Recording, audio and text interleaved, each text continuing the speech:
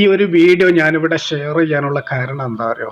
ഇതിന് ആളുകൾ കൊടുക്കുന്ന ക്യാപ്ഷനാണ്. ആ ഒരു ക്യാപ്ഷനാണ് എന്നെ ഈ ഒരു വീഡിയോ എടുക്കാൻ പ്രേരിപ്പിച്ചത്. ഒരു കൊടുത്തത് എന്താ അറിയോ?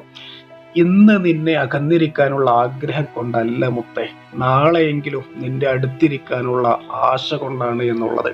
വീഡിയോന്റെ ബാക്ക്ഗ്രൗണ്ട് കാണുമ്പോൾ തന്നെ മനസ്സിലായിട്ടുണ്ടാവുമല്ലോ, എയർപോർട്ടാണ്. അദ്ദേഹം ഗൾഫിലേക്ക് തിരിച്ചു പോവുകയാണ്. തൻ്റെ പ്രിയതമ്മയെ, തൻ്റെ പത്നിയെ, തൻ്റെ ഭാര്യയെ അദ്ദേഹം ആശ്വസിപ്പിക്കുകയാണ് കേട്ടോ.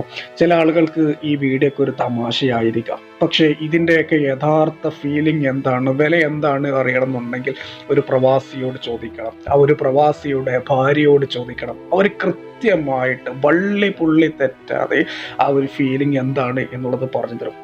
നമുക്ക് ചുറ്റും ഒരുപാട് പ്രവാസികളുണ്ട്.